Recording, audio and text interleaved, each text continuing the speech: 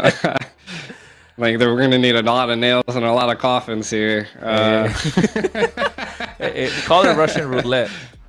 Oh God! And the way they've been playing, it feels like it. It's like Russian roulette. Yeah. Okay, let's see who comes out. But honestly, I think you're right. It's come down to the macro. It's come down to the draft. Astral look like it honestly feels like a no-name team going against ONIC at this point. I don't want to really throw anything at them, but the way that they're playing Astral, you got an A on your logo, but looking at what you submitted in terms of your work, you're not getting an A. You're getting an F the way the things are playing out. And it just goes to show that there's more to things than just talking about it. It's about how you showcase yourself. It's about how you play. It's about how you put your money where your mouth is, and how you actually have the knowledge to kind of draft into the game. Because with the new patches that came out, which you mentioned, you can see which are the good heroes and which are the bad. A professional level player, a player with a lot of knowledge, or like an analyst like yourself, will be able to figure out, we'll be able to figure out, as casters, we'll be able to figure out how, which are the good heroes and how you can go with the right drafts. But I think right now, Astral just don't know what to do. Yeah, to be honest, like from my standpoint of being around and just experience, sometimes it like the overall draft is what makes and breaks a team. But to be honest, like the experience in game, like no matter what draft you have, if you're an experienced player, you can probably take out the other team with no problem with pretty much any draft. And we kind of seen that when I came into the NACT, and I'm kind of seeing that from now, right? Like Astrals had some good picks, they picked some of the picks that ONIC had, right? But the outcome just wasn't the same. And I think it just comes down again to the macro plays that we did see from the side of ONIC. They go into the game and they have a game plan, right? And I feel like that's what Astral has to do. They're always constantly getting set back to the drawing table, and I feel like they're just like a bunch of chickens with their heads cut off, right? They're just running around and not knowing what they're doing. Oh my God, you said it right, because they run like headless chickens at this point. They have no plan, they have no structure, and whatever it is, if they said let's go with the flow, I don't know if they know what flow is. You got to listen to some rap music to understand what flow is at this point, to be honest, because they got no melody, they got no rhythm, they got no beat. And speaking about all of that, Joy was open this entire time. The 2 games, they could have picked up the Joy. And looking at how we spoke about the Joys coming back into the meta, I think the fact that they're just not going with it goes to show that they're really not prepared about things. I think they've either hard prepared about a certain draft that they want to play, that, doesn't matter what the opponent picks, let's just do this, and then instantly the opponent just kind of drafts in a different way, or they're not able to grasp at things. They don't have enough time because they have not prepared enough. So either too much preparation or too less, but there's no such thing as too much preparation, because right now, looking at the bans and the first pick, ONIC are just running it back like game number 1. Yeah, pulling out the SOU again is what it is, right? I mean, ONIC's probably going to pick it up, probably get a little bit more CC. I do see that 2 picks got picked up by Astral that have been permanently banned since I've been watching. We got the Matilda and the Hilda. Again, interesting, right? Because it's not a late game hero, but it's definitely an early game hero. Can we see ONIC reply to that? I mean, we're definitely not going to see a Hilda running into a Belric, but we'll probably see a Hilda maybe invading a SOU and maybe invading a Bruno. Again, I'm not quite sure if it's being played in the roam role too much or if it's be playing in the EXP. Again, can be a flex pick, but we'll see. Yeah, I like this Hilda pick. I like the Hilda along with the Matilda. So right now, Astral are cooking something, because you're giving a lot of sustain to the Hilda is going to be a problem, and they need a way to burst it down, which I don't really see on the side of ONIC yet. The Vexana is still open, and I feel like Astral should be looking to ban that out right now, because if you give the Vexana in the hands of ONIC, you're just asking for troubles, and looking at the fact that they go for an Irithel against the Belleric, the sustain is there. You're looking for a late game scaling. It's a lot of mobility in the table right now for the set of Astral. So it looks like they're cooking something right now. I can, a certified chef, ladies and gentlemen, I can tell you that, I can see that it's looking good so far. The ingredients look good so far. It's just a matter of time to see if they add the right amount of salt, get that spice in there. It's just a matter of time. But this Belleric kind of, it's a big problem. I can see that Belleric being a problem already for the other side. So they better find an answer for that, because they don't have enough burst. They don't have enough lockdown to kind of take him off. Yeah, right now we're seeing Astral. I guess if they're gonna fight speed with power at this point, right? They're just gonna be the quickest team possible. Maybe throw a wrench into ONIC gameplay again. A good attempt at something. At least they're being tactical about it. The next two picks are definitely gonna make it. They do ban the CC. We do see the new mage getting banned, and I wonder what they're gonna go for here, to be honest, right? Because we're still looking for an EXP and we're still looking for a mid lane. I do like the Aurora ban, to be honest. I was kind of thinking, I was like, maybe Aurora. That definitely put a wrench into their speed method. We'll see. Yeah, but I like the Aurora ban. The Nolan ban looks good. The Nolan ban looks good, to be honest. Someone can go in, burst somebody down. But I think Nolan against a Bruno, you're still taking a risk. Yes, it's good against a Suyo, but against a Bruno, against a Belleric, it's a big risk. And I feel like they could have let that go. Maybe force Astral into it and kind of catch them off guard. But, the question is there once again, G. Like, you're putting an aggressive hero in the hands of a passive player. Again, Bonnie Joy has the Matilda. You want to play aggressive to get that control. And I was talking about letting the Vexana go, but forgot that they have the first pick in the second half of the draft, so they pick it up for themselves. I like this Vexana right now, and that's the CC that we were looking for. That's the lockdown. So now the chain connects. You got the Eternal Guardian, you got the Terrify, and you can start doing so. Oh my goodness, bro, this is too much from the side of ONIC UA. They got another beefy boy. This Thomas. I don't know how you pronounce it. You call it whatever you want, folks, but he is definitely a problem right now. You think Belleric was I thought Belleric was a problem before. With this Thomas, is this too much? And yeah, you got a lot of bursts with this Lunox. They better find an answer in the jungle. It's probably gonna be an alpha, to be honest. Yeah, I'll tell you, this time around, ONIC does not have the CC, but they definitely have the slow. So, and they have a little bit of power to match it up. So, I want to see how this plays into their playstyle, right? They always control that early game. They always have quite a bit of control, but now Astral definitely has a little bit more CC and control, as well as speed on their side. So, hey, this actually might be a moment where you see the 2-1 come out. True. You never know. It could be. Oh my goodness, he pulled. What the? I know you're. Is this MOBA Zane? Like, I know. Look like his fanny, I'll tell you that.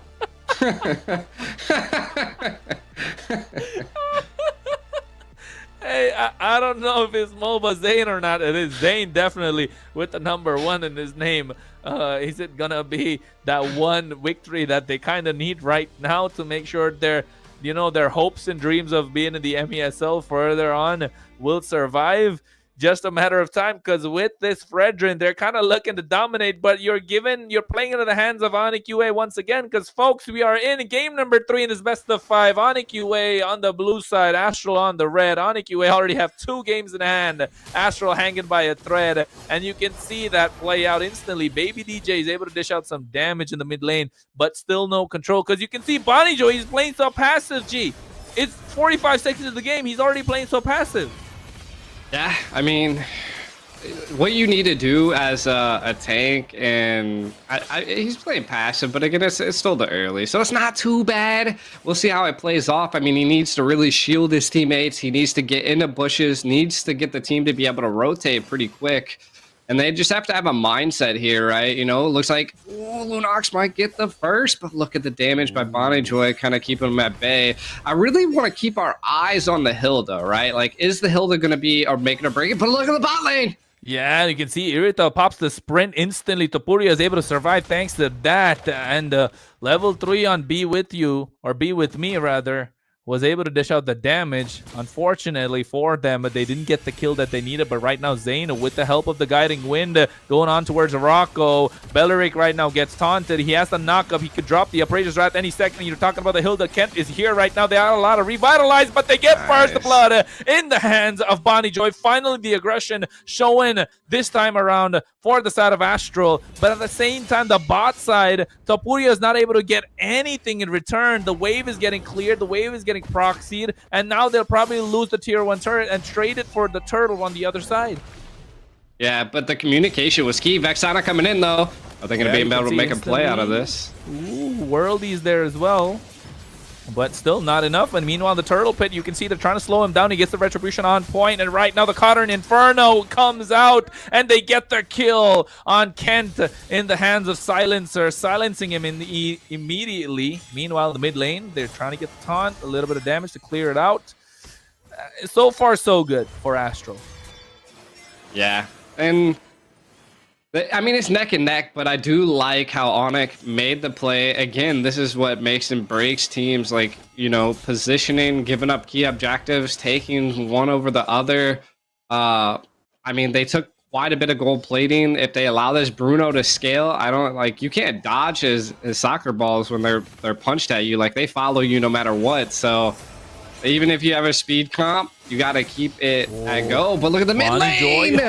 Still survives, but Silencer goes in. Circling Eagle is there. He gets aggressive, and he pays the price. The kill in the hands of Baby DJ. So you could say that was beneficial for the side of Astral. I think Silencer got a little too greedy, too aggressive. Meanwhile, on the bot side, you can see Pancrat's the one getting aggressive. Flickers out of harm's way. But Zane is there. He has the Appraiser's Wrath, but at the same time, they trade gold laner for gold laner. Topuria for Pancrat. And I think that is good trade coming on both sides for both junglers before the turtle is spawned. But I think Zane will be the aggressor because he's the Fredrin and he could soak up a lot more damage than he should. Yeah, this team fight might get extended, G. It looks like Rocco doesn't want any of it. That's good discipline to back out of it. Silencer, though, in a little bit of trouble. Not too bad. They're still going to engage. Circling Eagle, but Bonnie Joy. Oh, but Rusik comes in. Cotter and Inferno not used just yet, but Zane wants more. He wants the fight, and you can see that the Appraiser's Wrath drops down. He gets the kill, and Rusik, along with Rocco, the two frontliners are supposed to be so tanky, run out of there. But I don't know. Be With Me has some beef with Topuria and has been there the entire time, and right now gets caught between a rock and a hard place, able to get out of there. But Bonnie Joy wants to go into the Guiding Wind as well. There's no heavy crossbow used up yet. I thought it was gonna extend, but it seems like it's not.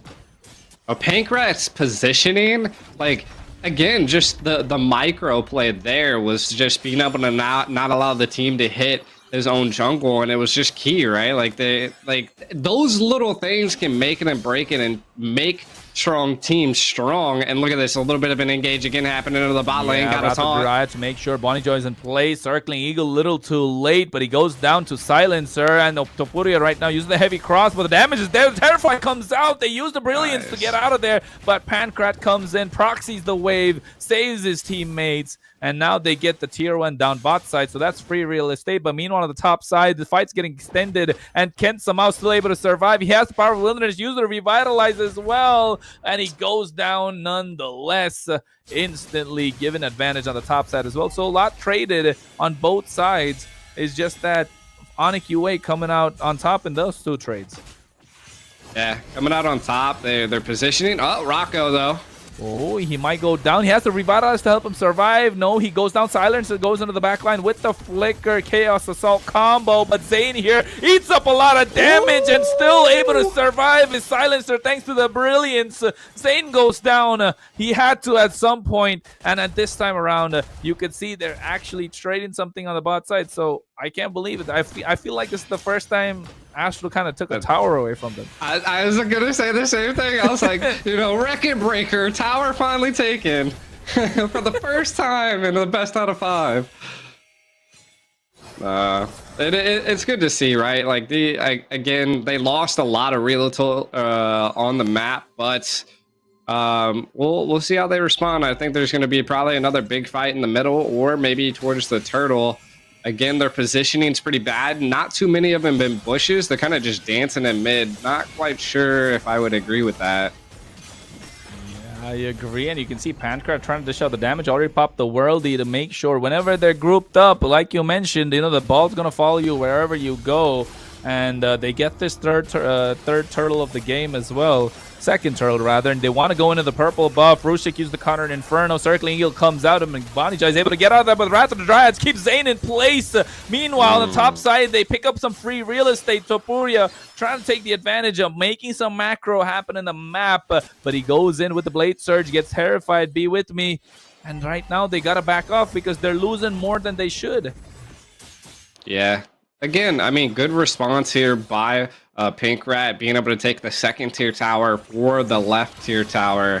First tier, by the way. Whoa, look at the thought moves. He's in there. He's a thick boy. He is really thick and deep, but guess what? Zane wants to go in one more time, but that was just the bait. Making sure he has the guiding in to get out of there. Looks like they want to siege into the mid lane, but Zane right now, I don't know what he was thinking. He might get caught out. No, he doesn't. Gets out of harm's way once again. Rushik, this Thomas is one thick boy indeed. You can see every time he uses the counter in Inferno, he becomes thicker with a double C. Definitely. And ONIC, I mean, definitely still showing great discipline. They made a couple mistakes from being really aggressive, but they're still overall have the gold lead. Their economic value is not dipped, and they are just continuing the threat. Look at them.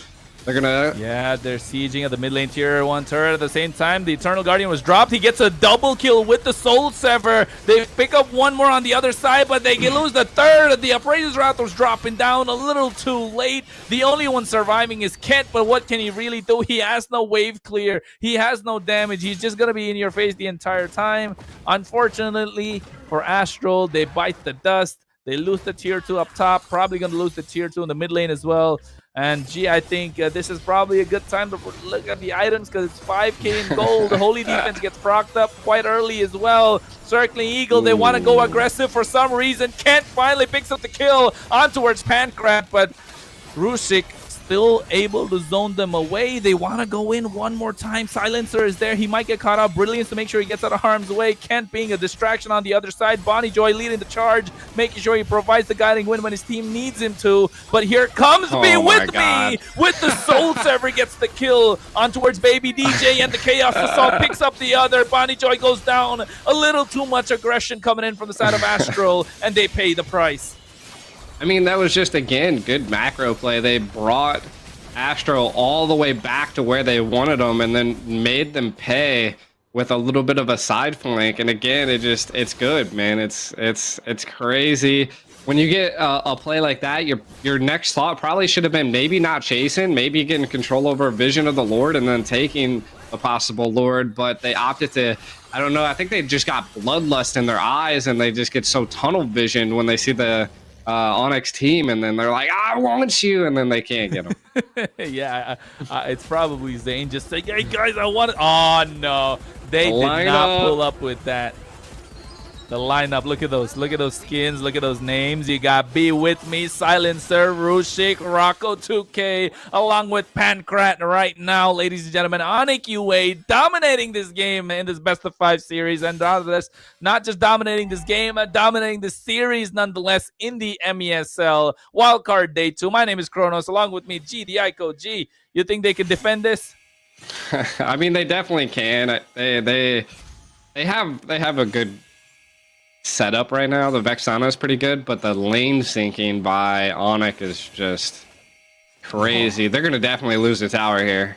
Yeah, it looks beautiful, doesn't it? All 3 waves crashing at the same time. Not a Luminous Lord. Heavy crossbow used up already. Zane trying to proxy the Lord. And at the back line, Rushik goes in with the counter. Inferno eats up a lot of damage. Rocco is there as well. At the same time, they lose the inhibitor. Zane goes in with a taunt in the mid side. And revitalizes there to help them survive. But Bonnie Joy circling Eagle trying to show some damage. The Appraiser's Wrath is dropped as well. The Lord looking healthy. Goes down. Soul Sever coming out at the same time. The Furia. Oh my goodness, that was a lot of damage with just one Wally shot. And right now the mid lane is is there. They're trying to clear the way, but they can't. The base crystal left exposed somehow, some way, still surviving. The last cannon minion, they get one shut down, but they lose 3, and that's a mega kill. Double kill in the hands of Kent, and right now, somehow, some way, they hang on by a thread, but here comes the second set of waves. Zane is there. He can't really do anything. The base crystal will be the target for the side of ONIC UA, and they call it a clean sweep, ladies and gentlemen.